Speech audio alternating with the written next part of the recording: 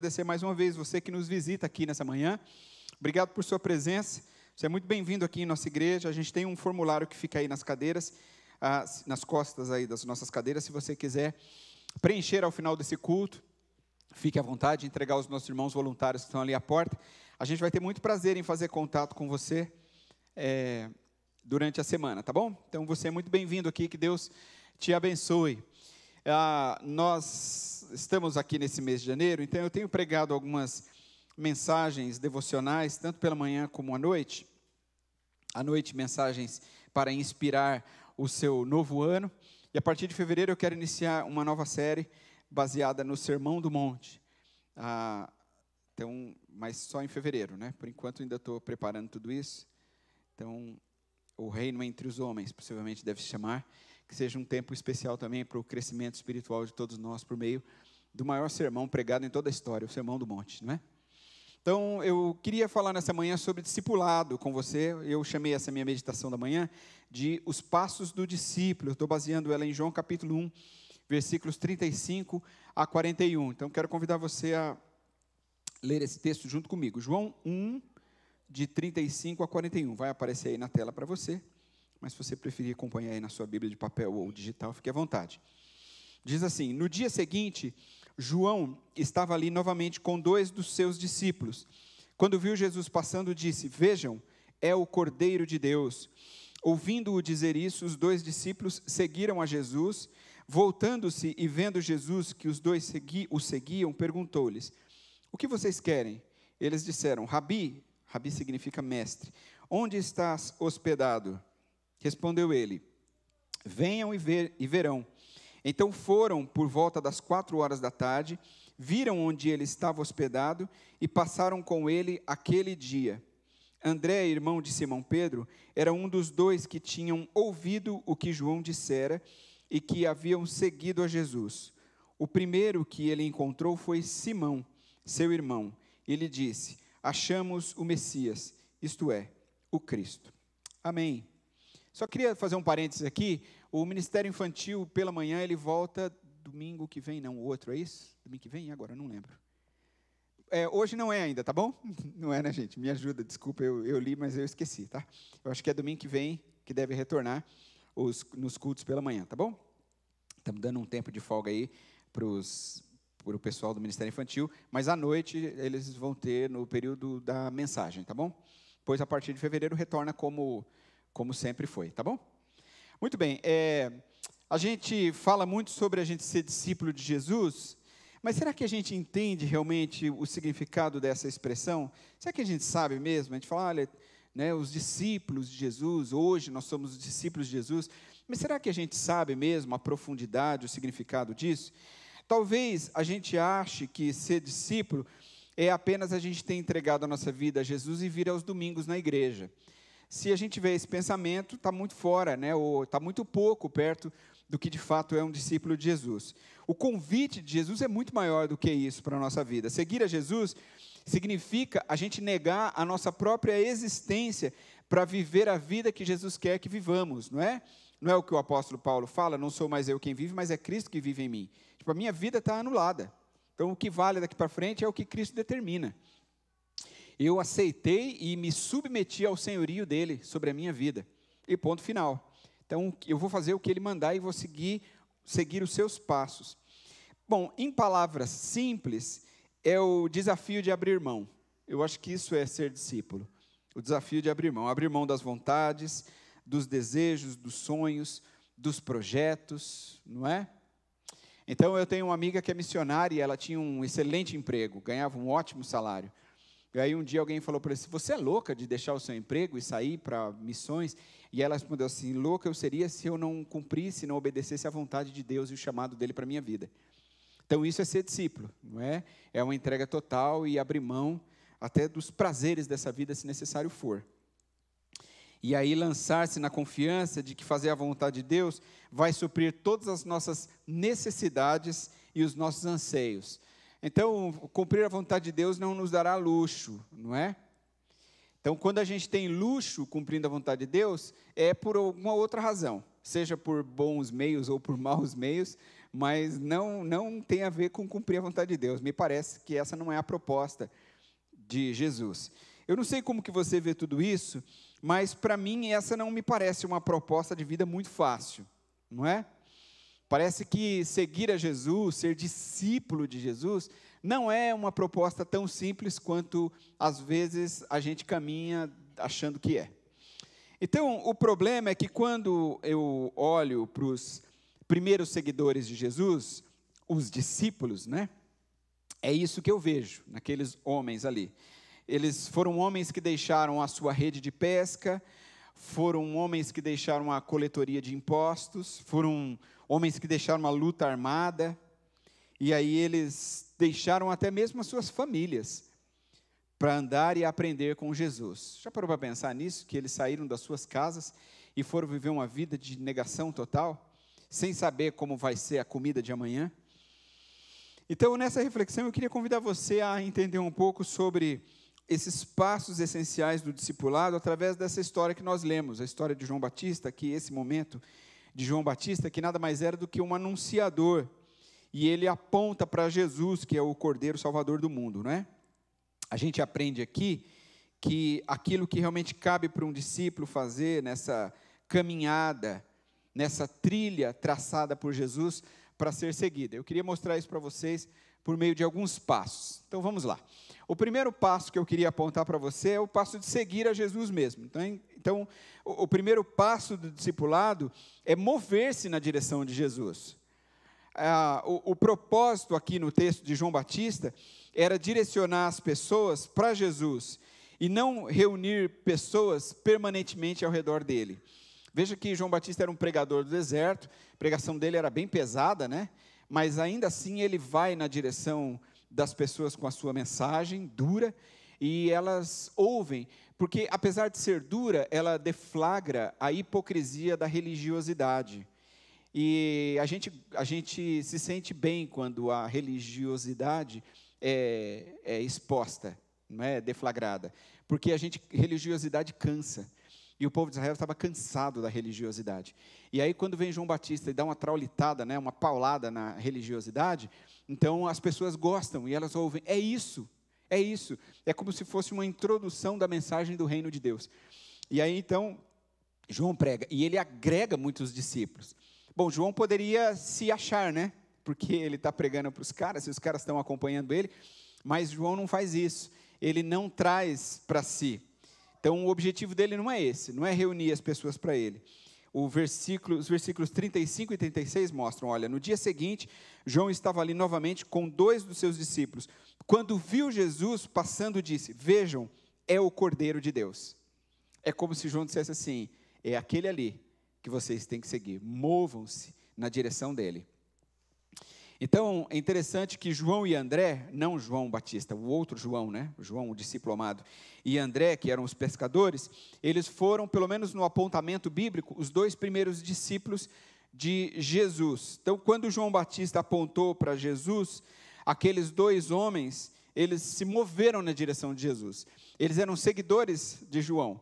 Mas quando João apontou para Jesus, eles pararam de seguir a João e começaram a seguir a Jesus.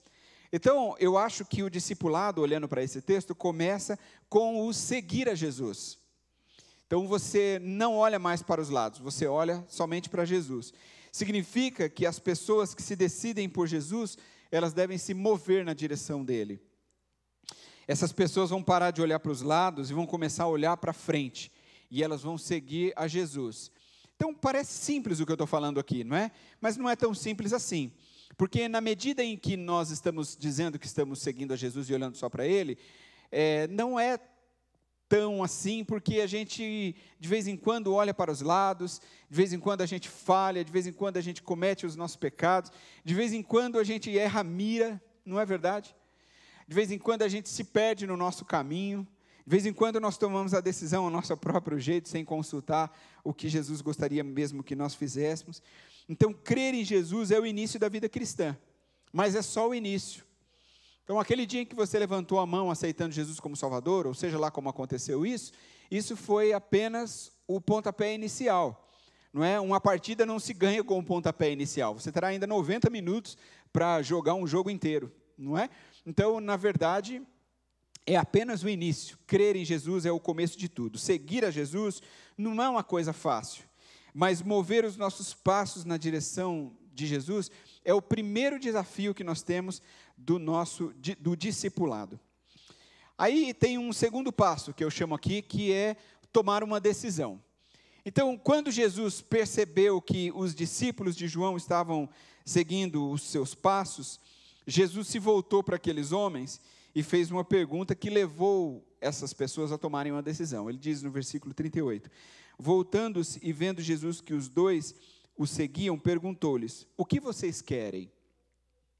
Então essa é a pergunta de Jesus. Muitas pessoas vão atrás de Jesus com motivações erradas. É por isso que Jesus faz essa pergunta. As multidões iam a Jesus porque elas estavam interessadas nos milagres que ele fazia, mas não estavam interessados na pessoa de Jesus. Você bem sabe disso. Muitas pessoas vão atrás de Jesus com motivações erradas. Isso é constante. Hoje, muitas pessoas vão a igrejas, não porque elas querem Jesus, mas porque elas querem uma bênção. Então, elas vão atrás de uma bênção, elas não vão atrás de Jesus. Então, as pessoas querem uma cura, as pessoas querem um emprego, as pessoas querem mais dinheiro na conta, as pessoas querem satisfação na família, ou arranjar um casamento, né? Como se Jesus fosse aquela mulher que fixa aquele papel no poste, né? Traga o seu amor em 7 dias, né? Faça a amarração para o casamento, né? Então, transforma Jesus num feiticeiro, não é? Então, muitas religiões têm agido assim, muitas igrejas evangélicas têm agido assim, vendido o nome de Jesus. O pior, né? Lucrado em cima do nome de Jesus. E isso só aumenta nesse cristianismo pós-moderno, relativista que nós temos vivido e liberalista.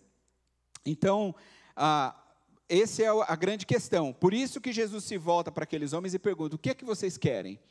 Então, é interessante a gente pensar que sempre haviam multidões atrás de Jesus. Em toda a sua história, muita gente andou atrás de Jesus. Mas tem uma coisa que a gente tem que sempre lembrar, a salvação é individual, não é? A gente fala isso, e isso é verdade. A salvação é individual. Jesus não salva em massa. Jesus olha para cada pessoa. Tá bom, talvez um dia convertam-se 100 pessoas no mesmo culto, como se converteram naquele dia 3.000 pessoas na pregação de Pedro. Mas a salvação é individual. Jesus olha para cada um individualmente, é cada coração individualmente tocado pelo Espírito Santo. Lá no Antigo Testamento a gente lê aquele texto que diz que Jesus conhece cada um, que Deus conhece as estrelas do céu pelo nome, né? Ele dá nome a cada uma delas. Isso é uma simbologia da ideia de que Ele nos conhece a cada um no nosso próprio nome. Ele nos chama pelo nosso próprio nome. Então isso é individualidade, né? Isso é pessoalidade. Então a gente tem que pensar sobre isso a respeito do convite de Jesus para a nossa salvação. Jesus salva e transforma uma pessoa de cada vez. Ele não faz isso em massa. Pode perceber que quando às vezes existe um movimento, né, leva um super famoso para cantar, aquele pastor super pop, aí ele prega, aí chama à frente, aquela multidão vai à frente. E o que acontece depois? A gente nem sabe, né? Quantos daqueles permanecem mesmo? É um grande movimento, não estou dizendo que não existe ali, claro que existe. Com certeza existem muitas conversões verdadeiras, muitos derramamentos de fato. Mas a verdade é que muitas daquelas pessoas acabam simplesmente indo pela emoção do momento, elas dão apenas o primeiro passo, mas elas não tomam a decisão definitiva de abandonar a sua vida anterior, os seus pecados e caminhar com Jesus. Porque Jesus salva individualmente. Quando Jesus se voltou para os discípulos e perguntou o que eles queriam, certamente essa pergunta é a mesma que continua sendo feita a todas as pessoas que vão até Jesus hoje. O que é que você quer? Não é? Jesus continua fazendo essa pergunta para nós. Por que você está aqui? Por que você, por exemplo, veio aqui nessa manhã? Você veio em busca de quê? Não é? Você tomou a decisão para quê? O que você quer? Então, a gente tem que examinar o nosso coração para determinar se as motivações são corretas quando a gente procura servir ao Senhor, quando a gente procura seguir ao Senhor. Atos corretos, atitudes corretas, podem ser corrompidas por motivações distorcidas. Essa é a realidade. Então, você deve pensar realmente na decisão que você tomou. Um dia você disse: Jesus, eu te aceito como meu Salvador. E Jesus, com certeza, ficou feliz com a sua decisão. Mas a pergunta é: por quê? Por que você fez isso? Qual foi a motivação? O que é que moveu o seu coração, de fato? Talvez aí esteja a resposta porque tantas pessoas não conseguem permanecer. Talvez aí é que esteja, nesse segundo passo, não é? É que está a grande chave de tantas pessoas abandonarem. É porque lá atrás elas aceitaram Jesus, mas elas não tomaram uma decisão de negar a sua vida para seguir a Jesus. Bom, aí vem o que eu chamo de um terceiro passo, que é a aproximação e a obediência. Os discípulos, eles se interessaram em saber onde era a casa de Jesus. Isso aqui é muito legal. Onde é que Jesus estava hospedado? Versículos 38 e 39, diz assim: eles disseram: Rabi, que significa mestre, onde estás hospedado? Respondeu ele: venham e verão. Então foram por volta das 4 horas da tarde, viram onde ele estava hospedado e passaram com ele aquele dia. Muito legal, né? Muito bacana. Os caras foram na casa de Jesus, ou pelo menos onde Jesus estava hospedado naquele tempo, e sentaram ali junto com Jesus dentro daquela casa por algumas horas. A sensação que eu tenho aqui ao ler esse texto é de que aqueles discípulos, indo na casa de Jesus, eles queriam conhecer mais de Jesus. Então, aquela pergunta, o que é que vocês querem, começa a ganhar um pouco mais de sentido aqui. É interessante pensar em Jesus apresentado na sua hospedagem, não é? Jesus está hospedado em algum lugar. A gente não sabe se é de graça, se teve que pagar alguma coisa, a gente não sabe como é isso. Mas por aquele tempo, Jesus estava naquele local. A gente não sabe como é que isso foi cedido. Já pensou que legal a pessoa que abriu a porta para Jesus ficar ali? Os discípulos queriam estar perto de Jesus e nada melhor do que estar em sua casa, não é? Qual que é o ambiente mais íntimo que nós temos? A nossa casa. Não é? Então, quando você convida alguém para a sua casa, você está convidando essa pessoa para a sua intimidade, não é? Então, quando você leva alguém na sua casa, pode perceber, você nunca levou essa pessoa. A partir do dia que você leva essa pessoa na sua casa, até o seu relacionamento com essa pessoa muda. Quando ela te encontrar pela segunda vez, já mudou, não é? Então, é bem interessante essa proposta. Isso aqui é uma ideia de intimidade mesmo, de aproximação, de relacionamento. Isso pressupõe esse aconchego de Jesus. O discipulado é feito disso, de caminhar junto, de conhecer nas falhas, nas fraquezas, de conhecer o ambiente que se vive, conhecer o gosto, né? Porque quando você entra na casa de uma pessoa, você conhece até os gostos dessa pessoa. Você olha, você vê os objetos que estão ao redor e o tipo de mobília que ela tem, a maneira como ela gosta das coisas, a cor da sua parede, como ela gosta de colocar as coisas à mesa, como que é o gosto da comida, não é? Isso é a intimidade, isso traz aproximação. É interessante essa proposta. Andar junto é a ideia de vida na vida, é pensamento, é coração conectado. Jesus, ele chama a gente para desfrutar da sua presença constantemente. Jesus poderia ter falado assim: não, na minha casa não, né? Não, eu estou hospedado, nem é minha casa, então melhor não ir lá não, tal. Não sei se o dono deixa ou não. Não tem esse comentário. Jesus simplesmente abriu: podem vir, serão bem-vindos aqui. E Jesus escancara as portas para estender o relacionamento. Então, a melhor obediência é aquela que é fruto do amor nascido da convivência. A gente precisa pensar sobre isso quando vê discipulado. Então, quando a gente começa a andar com Jesus e entende a profundidade do discipulado, a obediência se torna natural, não é? A intimidade produz a obediência. Por que que um bom filho obedece a um bom pai, a uma boa mãe? Por que que ele obedece? Porque a intimidade é feita na sua totalidade, é escancarado, não é? Então, como que a intimidade nasce? Na igreja, por exemplo, como que a intimidade surge? A intimidade das ovelhas com o pastor, dos liderados com os líderes, na convivência. Aquilo vai gerando intimidade, a ponto de você chegar para o liderado ou para o líder e dizer aquilo que você gostaria de dizer, sem medo de dizer, porque a intimidade produziu esse tipo de relacionamento. E quando isso é saudável, a obediência não é difícil. Não é? Quando essa intimidade é saudável, não é difícil obedecer a alguém que diz: olha, vamos fazer dessa maneira. e aí a pessoa se submete. Por quê? Porque existe um relacionamento, uma intimidade, um relacionamento de amor, de reciprocidade, de respeito, seja lá como for. Então, a melhor obediência é aquela que é fruto do amor nascido da convivência. Não é difícil obedecer a quem se ama e quem se conhece na intimidade. Não é difícil. Então, aqui, João e André, eles eram pescadores humildes, que não tinham ideia do que o Senhor ia fazer com eles, e por intermédio deles, nos anos que estariam por vir. Eles nem imaginavam a vida que eles iam ter com Jesus naqueles 3 anos que se seguiriam. Não é o relacionamento extraordinário de João, que viria inclusive a escrever a história de Jesus. O relacionamento de André, que lá na frente vai talvez vivenciar ou dar o pontapé inicial, vamos dizer assim, do milagre talvez mais extraordinário de Jesus, a multiplicação dos pães, porque foi ele que levou o garoto lá e disse assim, olha, tem um garoto aqui que tem 5 pães e 2 peixes, mas como é que a gente alimenta essa multidão com tudo só isso aqui? Mas Jesus, você falou para trazer, olha a obediência.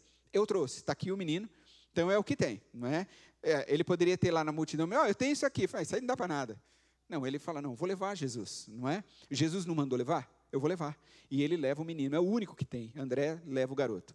Então, é interessante a gente pensar isso. Então, eles não tinham ideia de tudo que eles iriam viver. Só a intimidade aproximou esses homens de Jesus a ponto de obedecerem o chamado de Deus para as suas vidas. Agora, a gente tem que pensar, então, isso na nossa vida, esse passo de aproximação e obediência. Será que a gente está disposto a ser discípulo de Jesus assim? Andar aproximado de Jesus? A gente pode começar com as mínimas coisas. Uma vida devocional, por exemplo. Não é?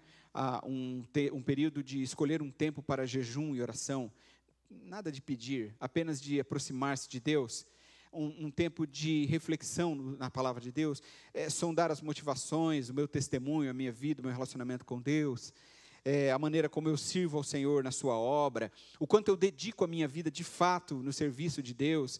Todas essas coisas estão relacionadas a essa aproximação do Senhor. Então, por que a gente serve a Deus? A gente serve a Deus porque está escrito, eu sou obrigado a fazer, porque tem um líder que vai ficar me ligando se eu não vier, vai mandar mensagem no WhatsApp para mim. Não, eu sirvo a Deus porque eu tenho o prazer de fazer isso, porque eu estou próximo do Senhor, isso é alegria para o meu coração. Então, a gente começa a entender o que é a vida discipular a partir de aspectos como esses. E aqui tem um quarto passo que eu coloco, que é o compartilhar e se doar. Então, escutar Jesus convenceu aqueles 2 discípulos de que Jesus era realmente o Messias prometido. Porque, na verdade, até aqui, João apenas tinha apontado, né? Olha, aquele ali é o Cordeiro, sigam ele. E aí, não é assim que está no texto, mas, na verdade, essa é a ideia, né? E aí, então, eles vão e seguem a Jesus, movem-se na direção de Jesus.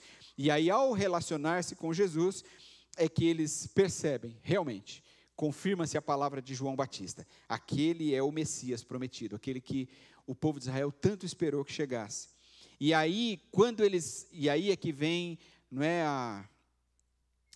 o grande acontecimento do texto. Quando eles chegam a essa compreensão, é que eles não conseguem mais conter. E eles percebem que eles devem contar isso aos outros. E é muito interessante, porque isso aqui começa imediatamente. André contou ao seu irmão Simão. Aqui, nesse texto, é interessante que há uma diferença de reflexão, não é?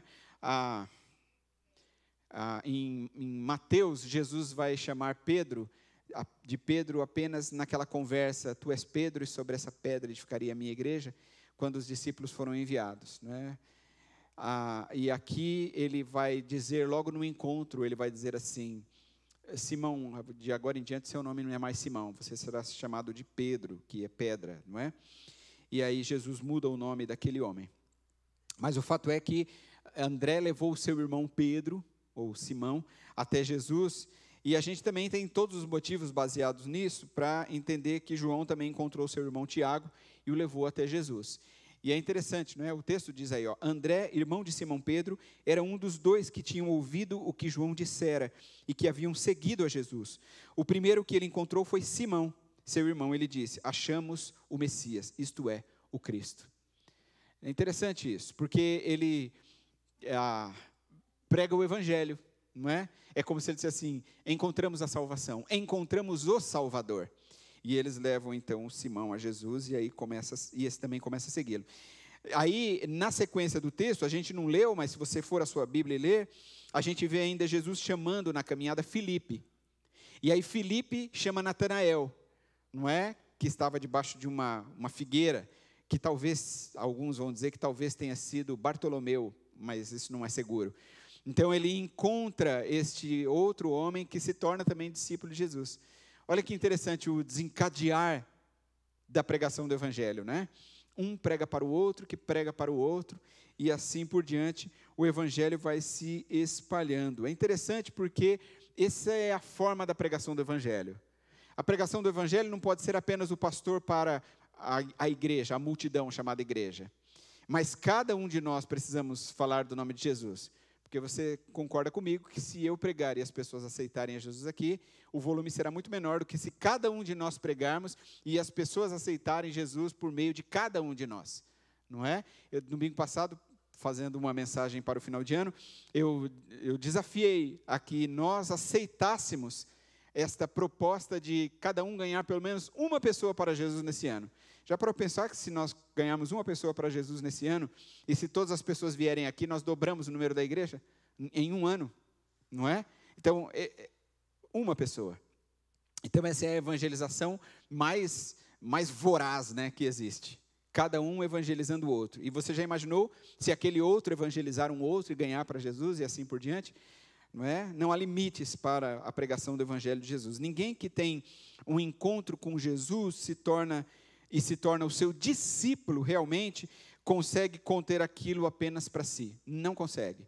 Se uma pessoa entregou a vida para Jesus, se ela teve um encontro real com Ele, e tomou a decisão de se tornar realmente o seu discípulo, ela não consegue mais conter, e ela vai falar de Jesus para outras pessoas. No Novo Testamento, a gente vê as histórias daquelas pessoas que foram impactadas por Jesus, e passaram a ser divulgadores do Evangelho de Jesus. Interessante isso, não é?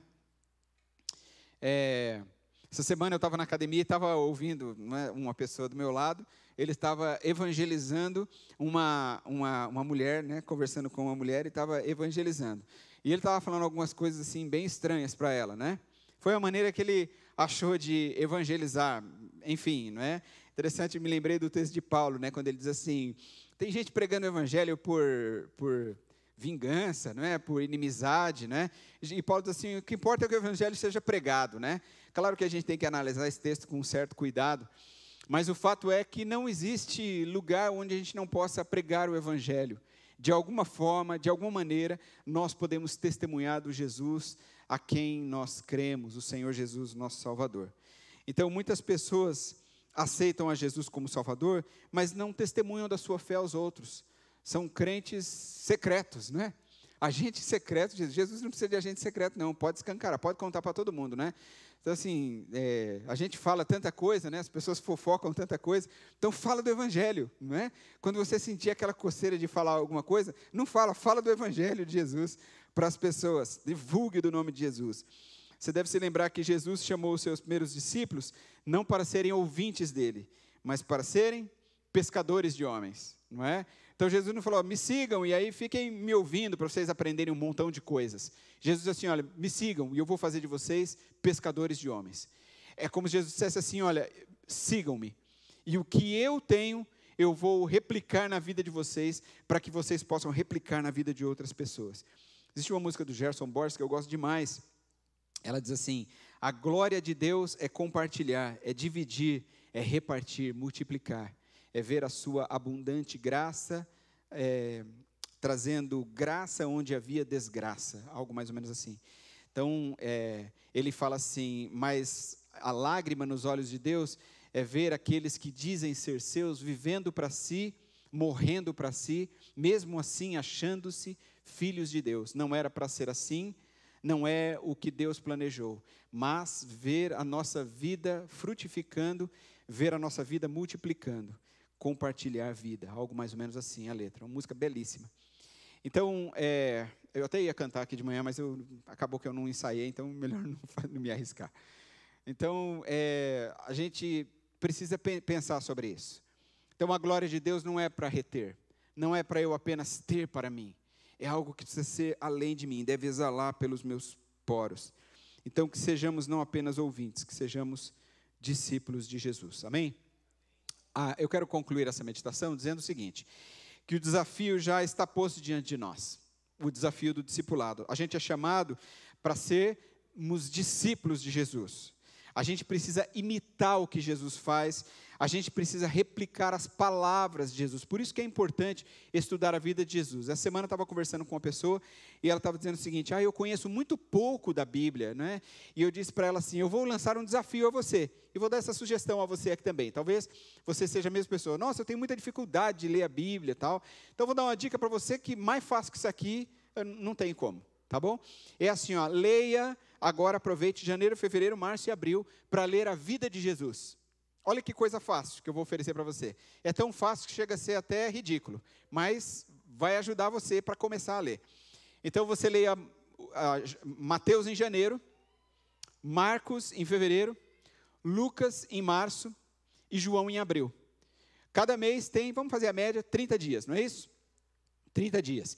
Os evangelhos têm 28, o outro 16, o outro 24 e o outro 21 capítulos. Então, tá fácil, né, gente? Se você nem lê no domingo, por exemplo, se você não lê no sábado, ainda assim dá tempo de você ler um capítulo por dia e ao final de abril você leu toda a história da vida de Jesus. Considerando que Marcos tem 16 capítulos, dá até para você ler o mesmo capítulo hoje e amanhã, né? 2 vezes o mesmo capítulo, se você quiser. Então, se você for um leitor, né, determinado, não vai chegar nem em março e você já terminou de ler os evangelhos, e aí você pode entrar em Atos, por exemplo, não é? Então, é uma sugestão super simples, foi a sugestão que eu dei a essa pessoa. Eu disse assim, olha, pegue uma linguagem fácil, Nova Bíblia Viva, nova tradução na linguagem de hoje, escolha uma leitura fácil, baixe no seu celular e você pode ler em qualquer lugar. Então, não há desculpa para não ler a palavra de Deus. E acredite, você vai ser ricamente abençoado pela história, pela vida de Jesus. São capítulos que vão transformar a sua vida. Será um bom começo para você que tem dificuldade em ler. Se você já é um bom leitor da Bíblia, então você não precisa seguir essa sugestão minha. Continue aí no seu compasso, sem problema algum.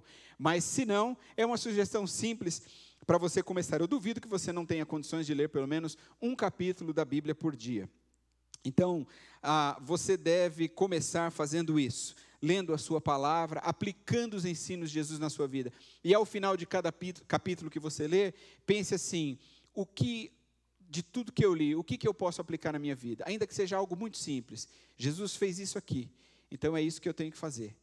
O discípulo errou nisso aqui na história, então é isso que eu não devo fazer. Então pronto, você começa a trazer os ensinamentos da palavra de Deus de uma maneira simples para dentro da sua vida. A caminhada com Jesus é uma caminhada segura, e o prazer de fazer a vontade de Jesus é inigualável a qualquer coisa que esse mundo possa nos oferecer. Quando nós obedecemos a voz, a fala de Jesus, não há erro. Só tem uma coisa, o discipulado é um desafio muito grande. Viver uma vida de discípulo não é uma coisa fácil. Essa necessidade de negar-se a si mesmo é fundamental para que a gente possa experimentar do poder de Deus, da intervenção do Senhor, da presença do Senhor em nossa vida. Então a pergunta é, você está disposto a viver isso? Será que você pode desafiar a você mesmo a responder como o apóstolo Paulo? E é com esse versículo que eu quero terminar essa mensagem. Fui crucificado com Cristo. Assim já não sou eu quem vive, mas Cristo vive em mim. A vida que agora vivo no corpo, vivo-a pela fé no Filho de Deus, que me amou e que se entregou por mim. Amém? Nós vamos cantar ao Senhor e eu quero desafiar você a exaltar o nome do nosso Deus e escolher mudar a sua vida, mudar a trajetória da sua vida. Que você não seja apenas um convertido a Jesus. Não, que você seja muito mais do que isso. Que você possa realmente dedicar a sua vida ao Senhor, que você possa ser um discípulo de Jesus. Seguir os passos de Jesus, cumprir a vontade de Jesus, ouvir a voz de Jesus e obedecer aos seus mandamentos. Que isso seja verdade em sua vida. Que em 2025, já que estamos iniciando o ano, você possa dizer assim, eu não vou ser apenas um crente, eu vou ser um discípulo de Jesus. Você sabe que a palavra cristão nem foi uma palavra no sentido positivo. Cristão, na língua original significa cristinho, né? Então foi meio uma tiração de sarro, por assim dizer. Eles olhavam e diziam assim: olha ali os cristinhos. E essa palavra pegou. Mas eu gosto das palavras do John Stott. Ele diz o seguinte, que a melhor definição para o servo de Deus não seria cristão, seria discípulo, porque é isso que Jesus espera de nós. Jesus nos chamou para sermos discípulos dele. Então que você decida em 2025 a ser um discípulo de Jesus, seguir os seus passos, aproximar-se dele, obedecer a sua voz, seguir o seu caminho. Vamos ficar em pé?